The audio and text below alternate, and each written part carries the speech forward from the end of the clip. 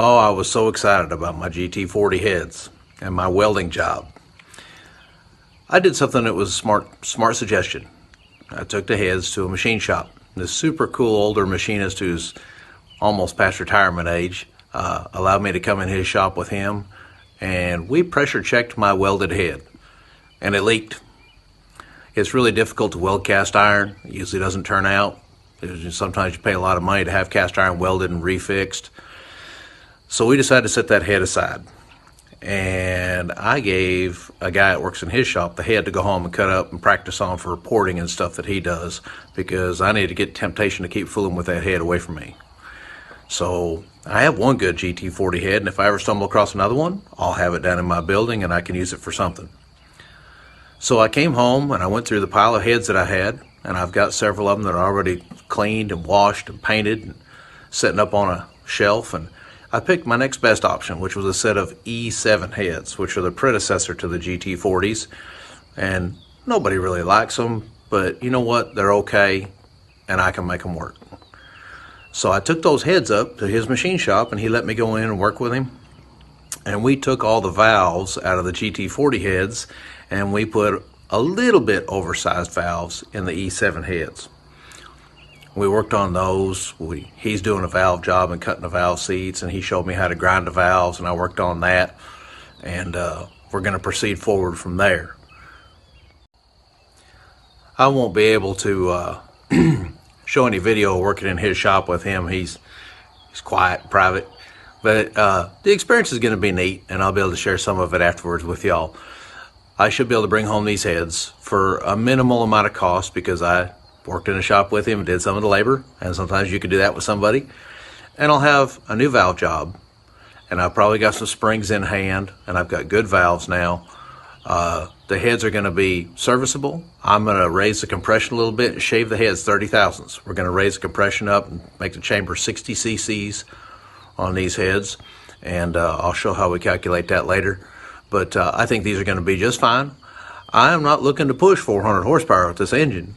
I'm looking to get 19 miles to the gallon and get a lot more than 225 horse that I got stock. So sometimes there's a balance on a budget, and we're going to be happy with it. We might even put quiet exhaust on it to scare people. But anyway, we will get back to that, and we will talk about the pros and cons of doing that versus buying aluminum heads, which can get pricey.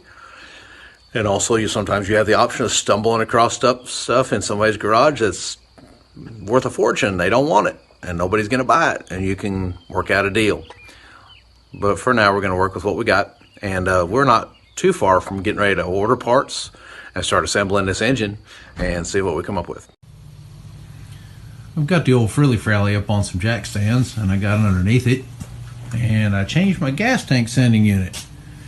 I pulled the fuel pump out of the gas tank, and I cut and removed all that, and I pulled the pump out of the housing holder and put in a draw tube. I'm going to run a regular plain old carbureted motor, so we can't have that fuel pump in there.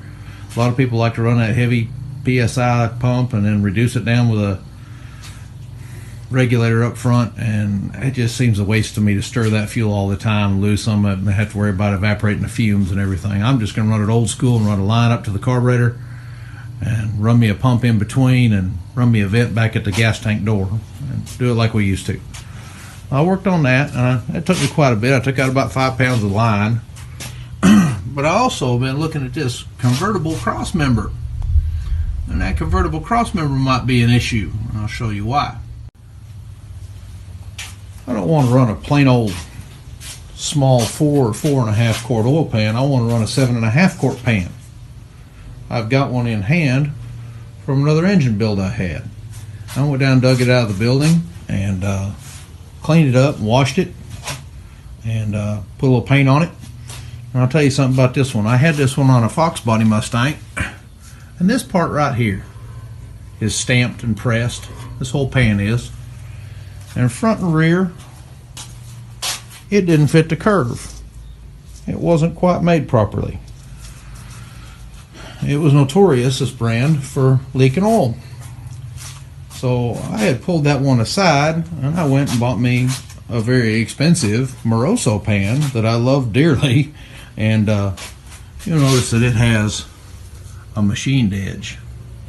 They machined that edge out there and made that much nicer, and it does not leak oil ever. Been a great pan. I've run it for several years, and it's going on this engine, and this engine is going in my 62 pickup, not in the frilly because that's just a daily driver.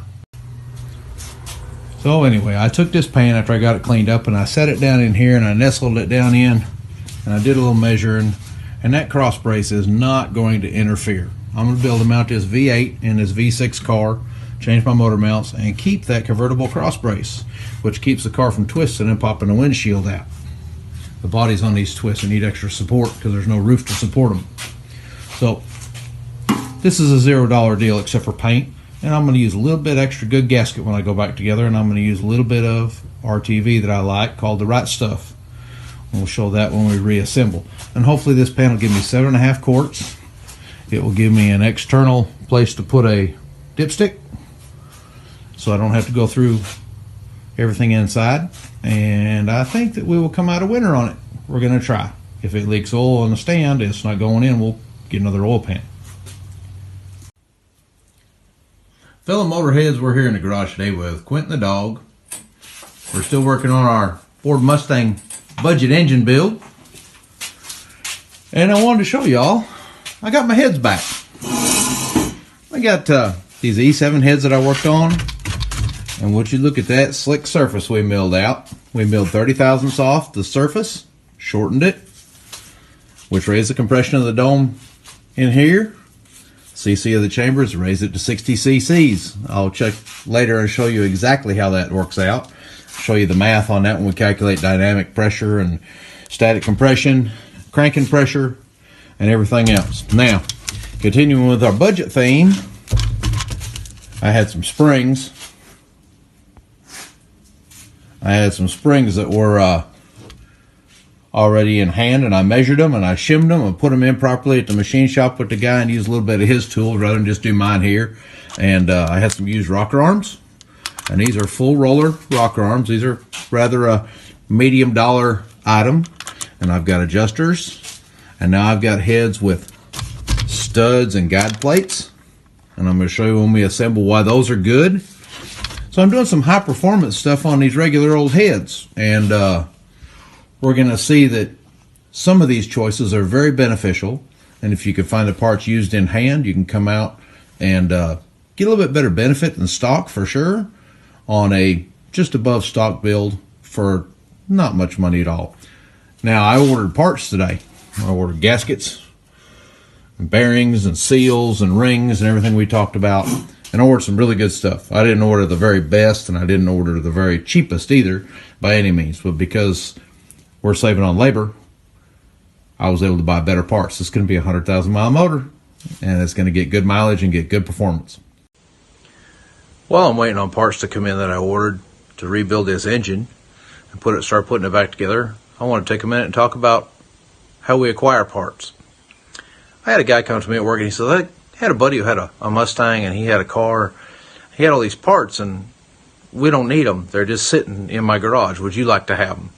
And so he brought them to work to me, and he gave me a set of rocker arms, roller rocker arms. They were Ford Motorsports SVO B351s. They're going into a motor I'm building. Not this one. But he also gave me a set of headers. He says, these go on a convertible Fox body Mustang. I know you wrecked your Fox body, but maybe you'll run up across somebody that needs them. And he also gave me some other stuff. He gave me some frame connectors that were for late 80s, early 90s Fox body convertible, which I do not have. And I don't like convertibles. But I'm going to flip the camera and show you guys something, because I take these parts, and I gave him $100 for everything just because we were friends, and he was trying to give it to me for nothing, but it come way ahead. But it goes along the principle of something I've learned, and that's when somebody has got something that you could make space for. If you can make space for it and clean it up and utilize it, you should do that, because look above my head. Look at all the rocker arms I've got. Yeah, and I don't have any money in them. I just save them. I don't throw them away. You need fancy rocker arms, but take the stock ones and save them anyway. Paint them up and clean them. Anyway, I'll flip it around and show you some more stuff. I meant to say rocker arm covers, valve covers. Look what I've got. This is what we're building the budget motor for. This is a 94 Mustang, 6-cylinder, AOD, 7.5 axle, 0 to 100 in never Mustang. I've had it for a couple of years since my Fox body got wrecked. I bought it really cheap, and it's been a nice, good, clean little car. And that's what I'm trying to build up. The transmission went out. I pulled everything out. Now we're working on stuff. We're fixing it up. So anyway, that's where we're going to head to, and that's what this is all about. Well, let me show you something real quick, because this had a little bitty 7.5 axle in it, and that 7.5 axle won't do anything once I put a V8 in it. But look what I've got. I've got an 8.8 axle out of my Fox body. I've got a fancy dancy cover. That's going to go in the dishwasher and get cleaned up tonight. I have to have it really clean before it goes in, or I get in a lot of trouble. This is the axle I need. It's been sitting behind my building, covered up and stored clean and nice, so that I could reuse it if I ever needed to, or I could sell it to somebody who needs it. Man, am I glad I've got it, because there is a whole bunch of money in unobtainium trying to get a hold of one of these to put in my project. In order to have a nice 8.8 axle, it needs to have disc brakes. I'm hoping I can convert the disc brakes off of this car, off the 7.5 axle, and bolt them onto that 8.8. That was a drum brake car. The axle was kind of older, did not have disc brakes on the rear, but I want them. I'm going to try to convert it over. It might be a bolt and play thing, and I'm hoping it might be. I'm sure it probably won't be, but inside the axle is some really good stuff. I've got the extra good locker inside, made by Yukon, I think, or I purchased it from Yukon Gear and Drive. It's got 373 gears in it, which may not go with my choice of transmission. We're going to get to the transmission later. I've got transmission in hand for nothing, and we're going to try to see if we can fix that up too for this car. But what we're going to try to do is find a balance of utilizing what I've got and making a few compromises and sacrifices to get where I need to be. I'm going to end up having a car with a 3-speed automatic transmission. And that's so outdated and nobody wants it anymore. But I'm not having a Google controller. It cost me $700 on an AODE. So I don't have to rebuild it. But I got to figure out what I did with this C4. And it ought to be a tire yanker. But I'm not going to leave the 373 gears in it. I'm going to have to change it to 3.0s or something so I can drive it on the interstate and not be so wound out it sounds like a sewing machine going down the road. And so I want it to last. So there's going to be some things there. I might even take some time and go through the axle, or maybe Brian will have me do a video on going through an 8.8 axle and rebuilding one. And I'll show how that's done inside there. But this axle probably has got mostly usable good parts still in it and just needs some upgrading and a gear change. And I'll probably put seals and gaskets in it while I'm at it. The UPS truck came and brought me parts. I'm excited. I've got the stuff I need to start putting the bottom of this engine back together, and that's what I'm going to do today. I'm going to take my time and do some detail work and some cleanup on some things before I go back, because if I get in a hurry, it's going to cost me on the lifetime of the motor, and I want to show some little steps I can take that are very labor intensive and very low dollar that can make this last a lot longer and run a lot better. Okay, I've rewashed my engine and my bores down with a rag and wiped them down with some really clean rags after I was done. I washed them down with diesel fuel. I bought diesel this time when I went to the station because kerosene is over $4 a gallon and diesel is really cheap right now. Diesel's got some oil in it. It'll leave a little bit of oil residue, but I'm already painted, so I'm okay. So what I've done is I've cleaned that up, and I think I'm ready to do something with it. And then I've laid out all my parts that came in my shipment. I've got my rings and my bearings and a new oil pump and a new oil sending tube that I had to have for this oil pan, rear main seal, and my brake-in oil that I'm going to use, and my pre-lube for my bearings, and some small brushes to apply some of that. And I've got it kind of laid out where I can find stuff where I need it, and I don't want to take a shortcut and say I can't find it, so I'm not going to do that and just get in a hurry. Now, over here on my crankshaft, we looked at this crank, and this crank was in really good shape. But take a look. There's some little lines here. You know, you can see some wear from the bearing and contaminants that went through, and how that's kind of got some lines in it. You can hardly feel them. We know we're good. But I'm going to take me a piece of really fine sandpaper, like at least 600, if not finer, maybe 1,000. And let me show you what I'm going to do with that here in just a second. I'm going to take that sandpaper and I'm going to soak it in diesel fuel, or you can soak it in oil. And I'm going to take it and I'm going to put it on either side of a crank throw, and now I'm going to pull it back and forth like a ribbon with both hands. And I'm going to polish it, and I'm going to try to polish 2/3 of a circle here, then I'm going to come over here and polish 2/3 of a circle, then I'm going to come down here and polish 2/3 of a circle. So in essence, what I'm trying to do is get a concentric polish all the way around. And then I'm going to keep myself very clean while I do it. I'm going to keep things washed off, and if I soak it in kerosene or diesel fuel or oil on that sandpaper, it's going to wash away the particles and not continue to scratch it. And look at the difference. You see the lines and the scratches there?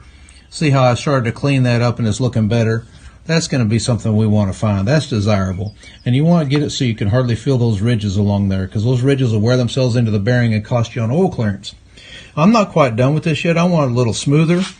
I still want it to be just rough enough to oil adhere to it, but I'm going to get that slicked up so it looks really nice and pretty. And I'm going to do it on the mains, and I'm going to do it on the rod throws, and I'm going to clean all this up, and then I'm going to wash everything really good. I don't want any grit staining in that metal. Metal's porous. You got to get the grit washed out. So I'm going to wash it with a rag and polish it and clean it and blow it off an air hose and maybe brake cleaner, whatever I got to do to get it clean. I'm going to get it clean after I'm done so I don't have any particulates in my engine. I'm going to take a side note here, a little side note, point of information. On a 5/0 block on the crank, these bolts that go through and bolt your flywheel to the back of the crank on the engine and connect it to that big flywheel go all the way through. Those bolts come through and the threads are threaded all the way in. When you put your bolts in on your flywheel, put some thread sealant on the threads right here, and then put them in.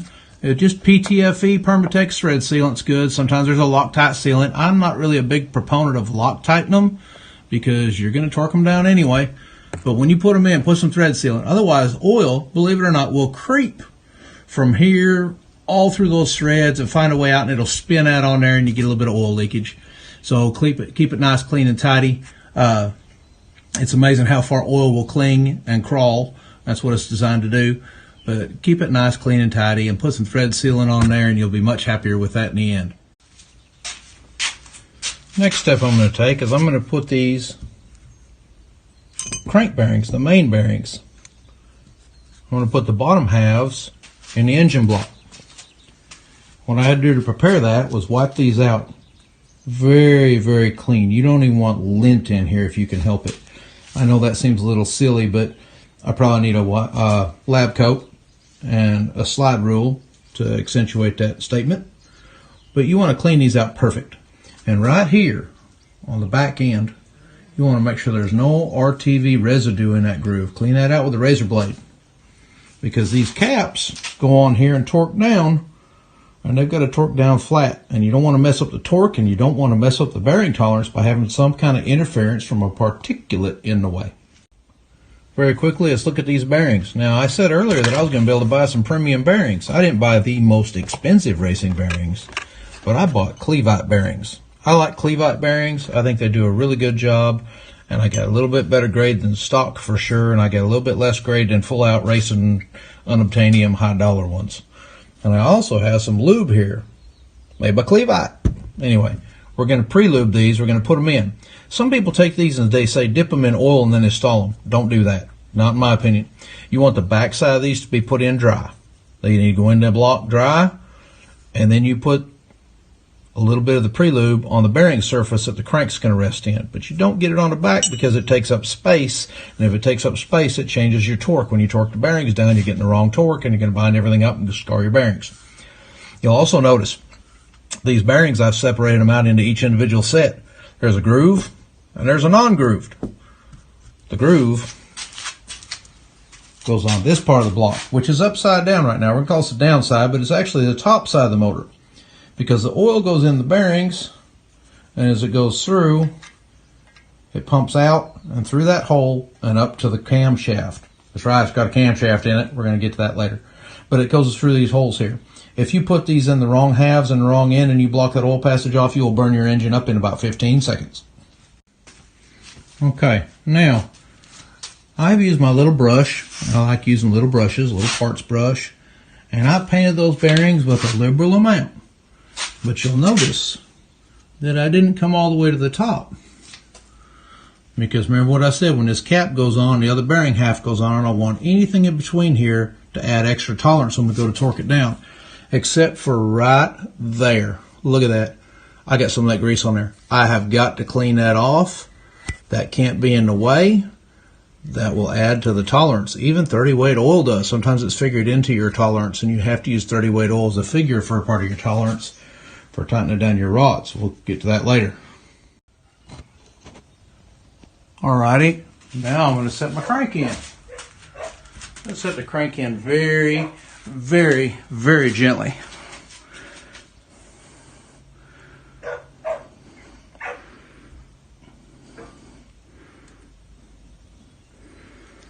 And just let it rest, like that. I'm not going to spin it because I'm going to pick up that grease, and that grease is going to come around on here and get wiped off on there. Remember I talked about that surface? We don't want that surface to have anything in between. Let's backtrack a little bit and talk about tolerances and givens, just like in mathematics. We've got some givens with this motor, and here's what we need to remember. When we're going to put bearings in an engine, we need to check and make sure that everything fits and the tolerances are perfectly right, or the things aren't too tight and they're not too loose. When you get something back from a machine shop, you need to measure it. You can use either something called Plastigauge, which looks like dental floss that you put in between these bearings when you install them, and you crank them down and then take it back apart and you measure it on a little paper scale, and that tells you how many thousandths tolerance you have for your oil. Or you can do it with a micrometer. But here's the given we have on this engine. This crankshaft was stock in the engine with standard bearings when we took it apart. So it's never been turned. It's not turned 10 thousandths under, not turned 20 thousandths under. It's stock. It was standard. Then we bought standard bearings to go back. And we're putting the same caps, the same rods, the same crank back in the same motor. So therefore it's a given that those tolerances are all standard or a little bit worn. If you backtrack, you remember that I said I like to run 10W40 oil, not 5W30 or 5W20 or the watery stuff they're running. So I don't mind if these are just a little bit looser. I mean, we're talking like a half a thousandths, which is so small you'd hardly notice it. But when I cleaned these up with that really fine emery cloth, that emery tape, and some oil, and polished them, that gave me that little bit, plus a little bit. So I'm going to put this back together as a given, because I'm doing a budget motor, that my tolerances aren't too loose, that they're just a little bit. If the engine was significantly worn and had grooves on here, we would need to have this turned in a machine shop and do it properly. There's no point shortcutting that. You'll hurt yourself in the process. Little detail I forgot to mention. Each one of these caps and the block has a little notch, and each bearing has a little notch. It only goes in one way. And you put those in with your thumb and you press them down and get both edges pretty smooth. Okay? There's a notch on the other one too, right down there where I've got that bearing.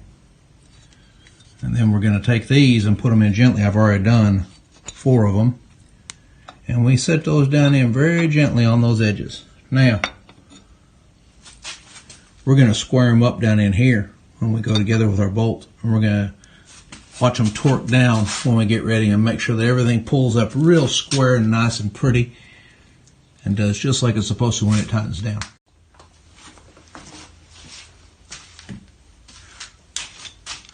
I've oiled, put 30 weight oil on the end of the bolts. I cleaned the bolts. The caps have been set in place, and I dipped the threads of the bolt in 30 weight oil. You're supposed to assemble them with 30 weight oil. That's part of the torque procedure.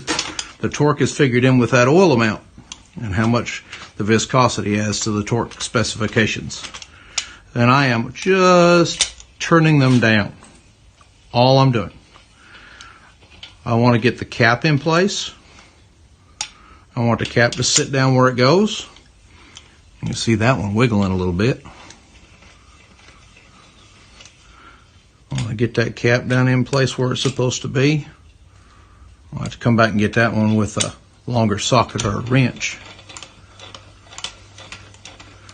Just start those threads and put them down so that oil on those threads, I put the caps down first, doesn't get underneath the cap and get an interference in that tolerance where it's supposed to be, because I don't want that to interfere.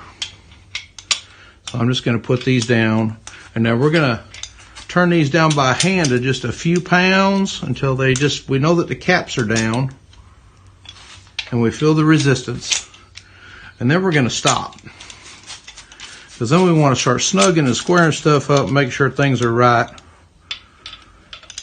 and seeing that it all settles down. And once it all settles down, we're going to make sure it rotates like it's supposed to. At this point, we want to check what's called the crankshaft end play.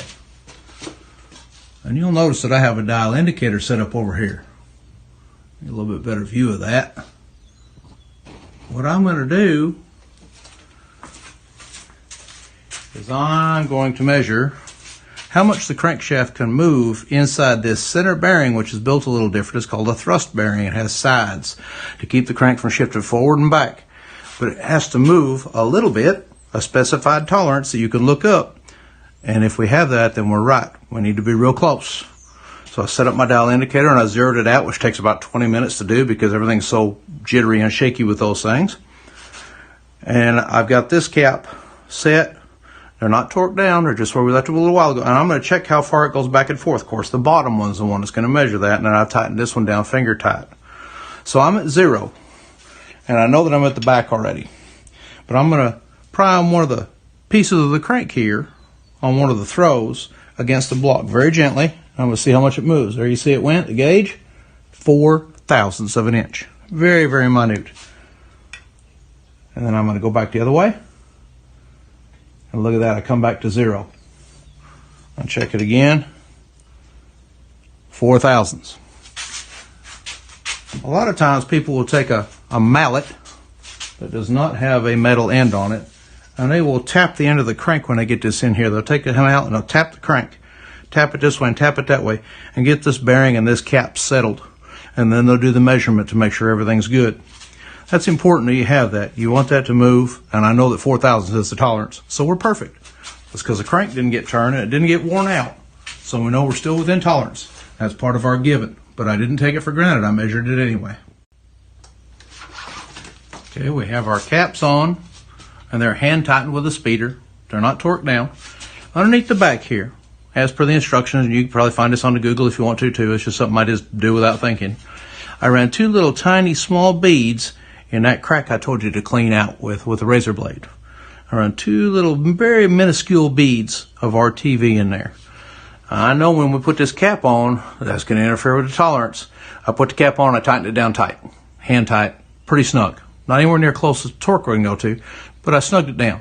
So it squished that out of the way, but it made a seal so the oil doesn't creep out past the oil seal back there.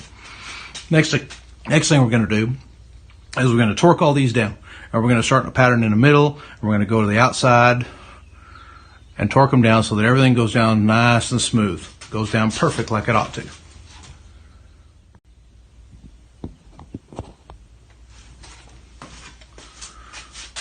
Okay, I'm going to torque these down to a small amount. Make sure everything goes down square and smooth. 30, 35 pounds, not over 40.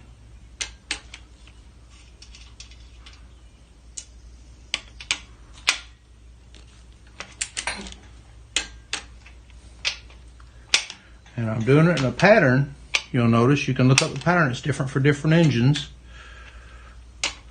And I'm trying to walk this whole thing down straight and square and not tighten one end down and then the other and make it all want to work against itself. Let it tighten in harmony. Okay. Now I might make this look really simple, but I'm going to go ahead and reset and check one, and then I'm going to come back and I'm going to show you how we torque the rest of them down and where we stop at. We want to do one straight run at it and be there and not do it over and over. Okay, I've set my torque wrench to 70 pounds. We're reusing the bolts on this engine, so we want to go, the specified torque is 60 to 70, and we're going to go to 70. I've already done these two. But the proper way to get myself positioned is on the side and get my foot on the motor stand so it doesn't move, and pull equal so that I don't seem to lose my grip or wiggle around or add any other factors to the torque. And trust the torque wrench. Don't think, oh, it'll go more, because it'll go till it breaks. This is just cast iron that you're going into. And it actually swims and flexes and twists and torques when the motor's running and moves. Metal is actually like fluid in a sense, and you wouldn't believe it, but it does. And when we build high performance motors, we want to try to stop some of that movement. Now, holy crap, did I get them all? I'm going to go back through and check them all right now before they settle. I'm not going to overdo it. I'm just going to go till my wrench lets me know that I got that one.